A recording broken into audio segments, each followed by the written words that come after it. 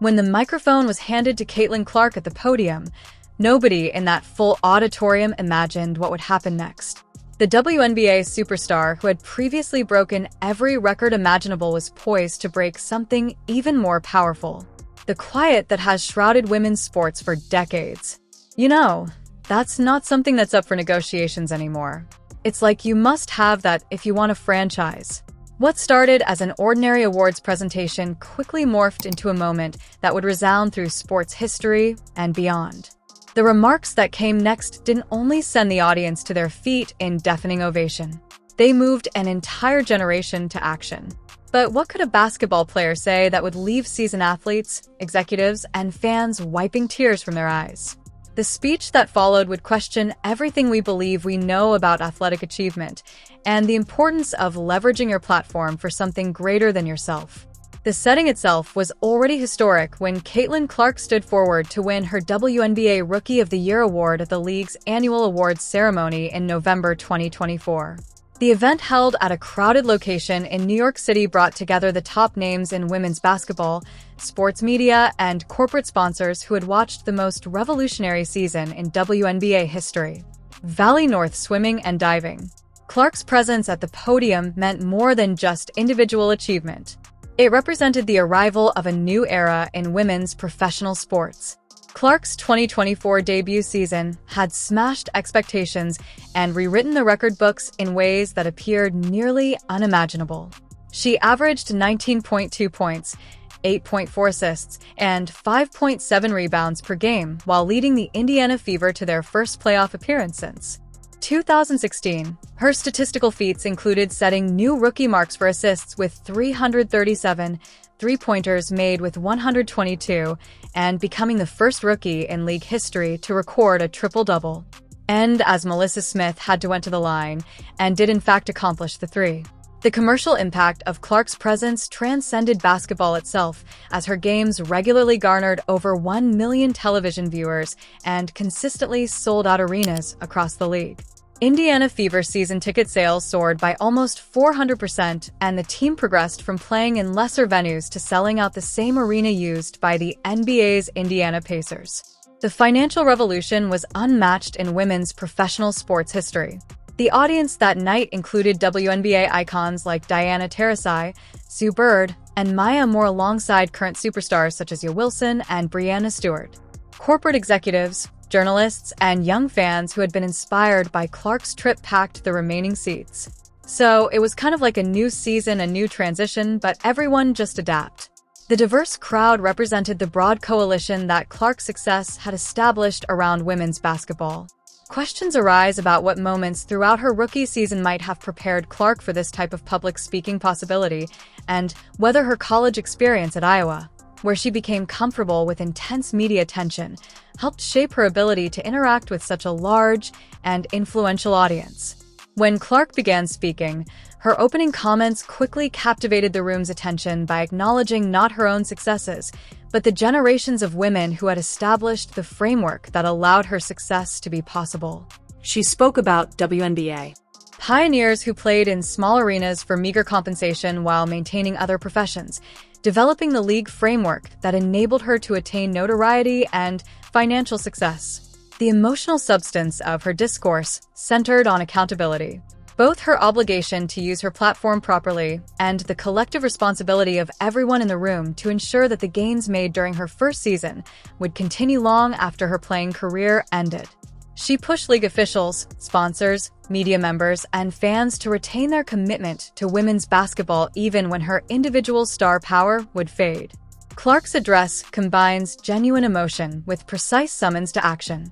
It was really fun, and Taylor's obviously amazing, and I think just as she outlined concrete steps that different stakeholders could take to support women's sports growth, she addressed media coverage, calling for consistent attention to women's basketball throughout the entire season rather than just during playoff runs or record-breaking performances.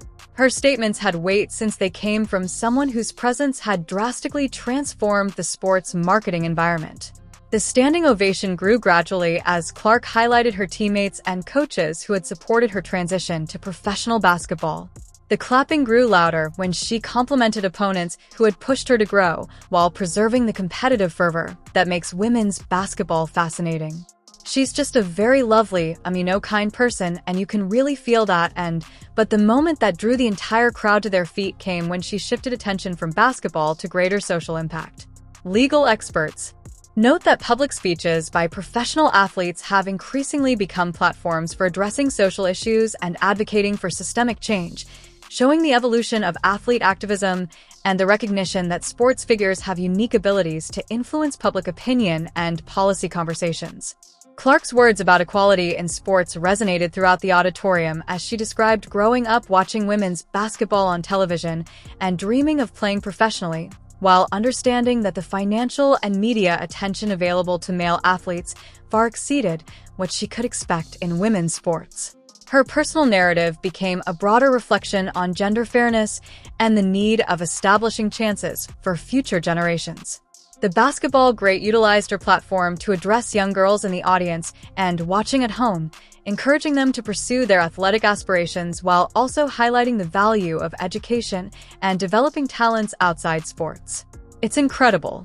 A new WNBA single-game record. Her message blended inspiration with realism, noting the barriers that female athletes confront while expressing optimism about improving chances. Her explanation about teammate relationships and competitive respect earned significant praise from fellow players in the crowd.